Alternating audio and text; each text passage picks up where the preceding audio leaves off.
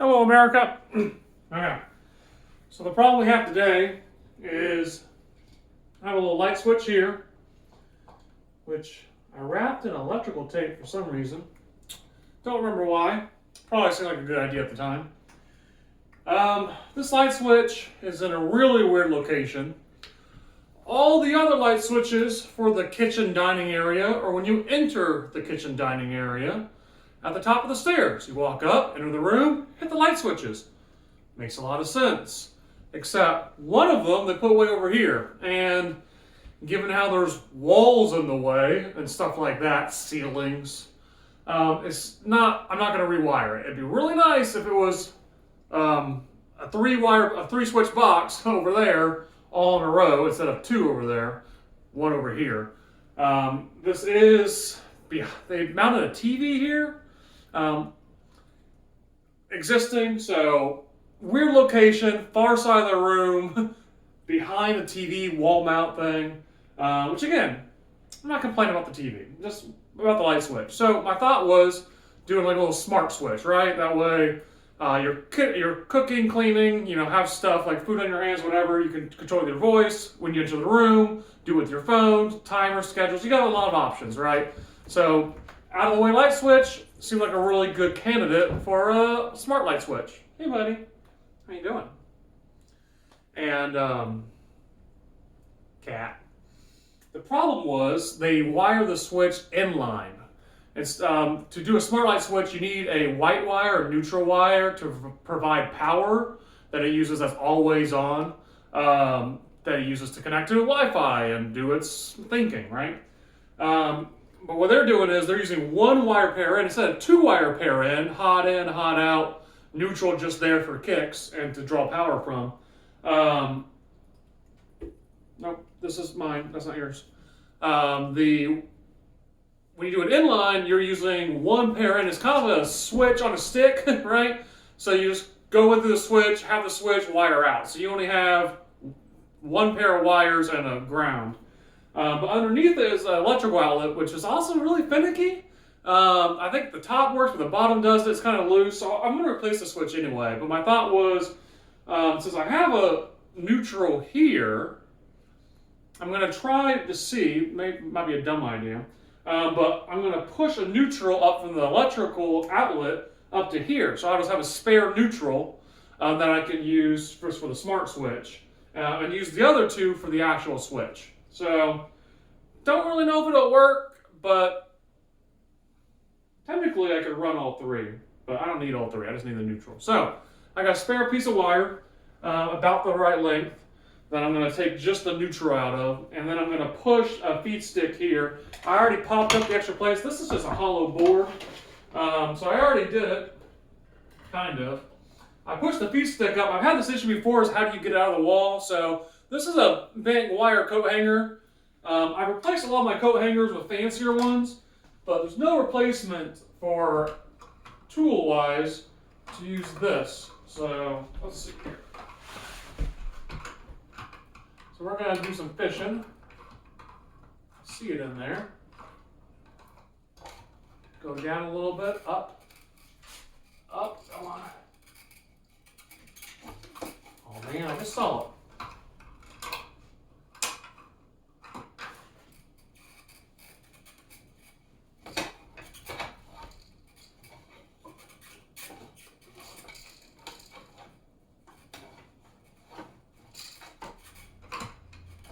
There it is.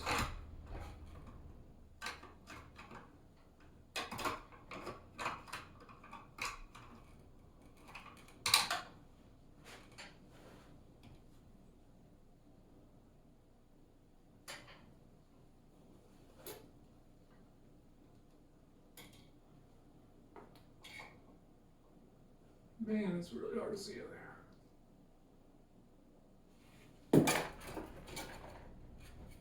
There it is. Okay.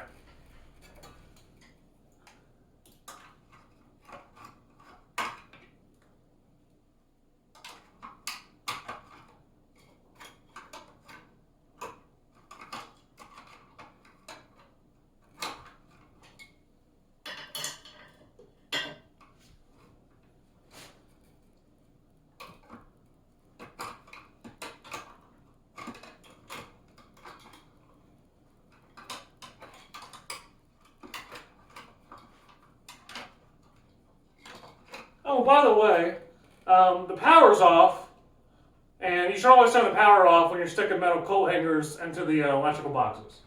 Just rule of thumb for you. Come on. Oh, it's so close. I can't hook it, but I'm pulling it.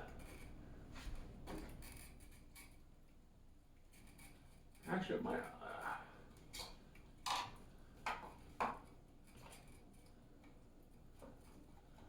Oh, man.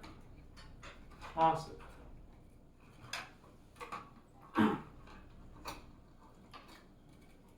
Had it.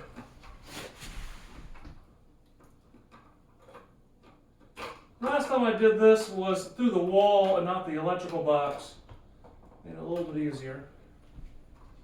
Okay, you get out of the way.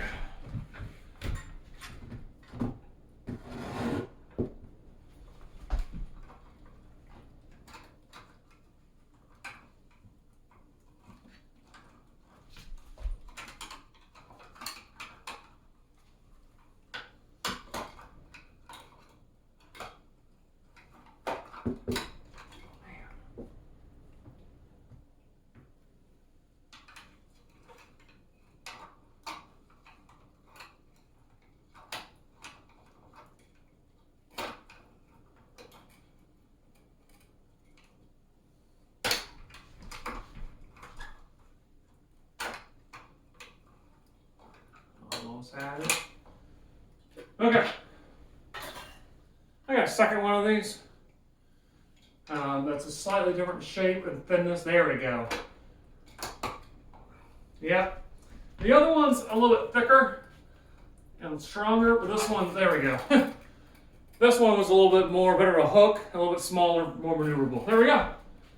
That's it. Whew. Right tool for the right job. Okay. So, that was the cool part. I just want to show you the kind of the fishing through the wall piece of it that you can use household stuff like wire coat hangers. But keep watching if you want. Might as well keep going now, right? Okay, so you can score the tip of this stuff with a X-Acto knife, and then just pull that sheathing off, right? There you go. I get 3 wires here. They sheathe the neutral for some reason, not neutral, the ground for some reason. There we go. Okay, we're going to use the white one since we want to, I'm going to pair it to the other neutral. And color coding is important. Okay, so there we go. We can do here is you bend another hook like that, right? There you go. So now you got 2 hooks on both ends, like this. And then get some clean tape. You're just gonna wrap it in tape so it doesn't come loose. A lot of people use electrical tape because normally they're doing electrical work. Hey, buddy. I'm going to do this really cheap packing tape because I got a bunch of it left over from the last time I moved. So it's not really good for anything. So I'm just trying to use it up whenever I can. So.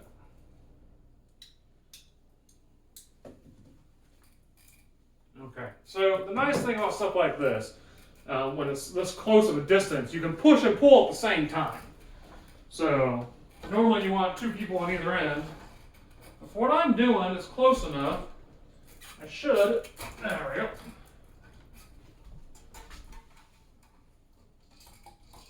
Sometimes you just get snagged in weird places.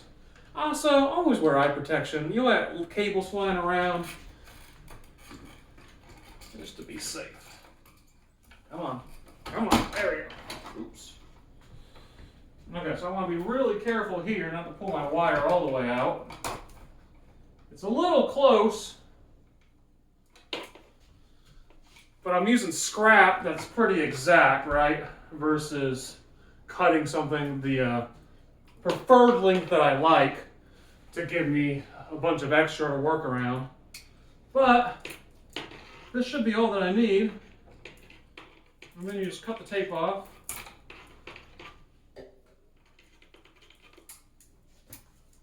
Keep that from scratching up my walls.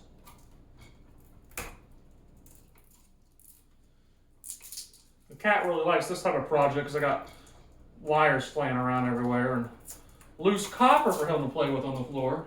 Always a cheap, fun toy. Well, not cheap anymore. Copper's very expensive.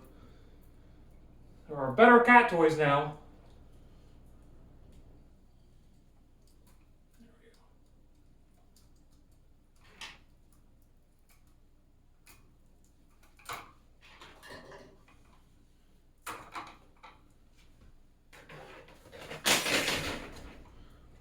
The sponsor of this video is Bill, who let me borrow his fishing wire for almost a year now. Yeah, off and on. I've given it back a couple times, but then I end up borrowing it again. So thank you, Bill.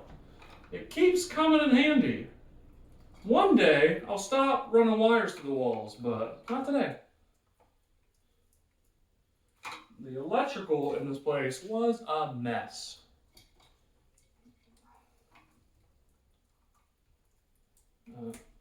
Don't cheap out electrical when you build a house, because it's a lot harder to do it later when you don't have access to the walls and the roofing struts, and then you got to play around in the attic and the crawl spaces. The amount of retroactive electrical work I've had to do. It's a lot more work later. Do it right the first time. Anyway. Now I just gotta do some wiring. Gotta find some parts. But that was the feeding part, and I might give you an update later. I feel pretty good about it. So there you go. That's how you can fish through a wall. A lot harder normally if you're going greater distances and stuff like that. This was a couple feet, and both the wires were going in different directions. Power was going down towards the box over there. Light switch going up towards the light. So helps a little bit if you can kind of suss out where things are going and what. Also, wiring maps are good if you can figure out breakers. These are two different breakers. So the amount of prep work you can do earlier makes these a lot easier later. But thanks for watching.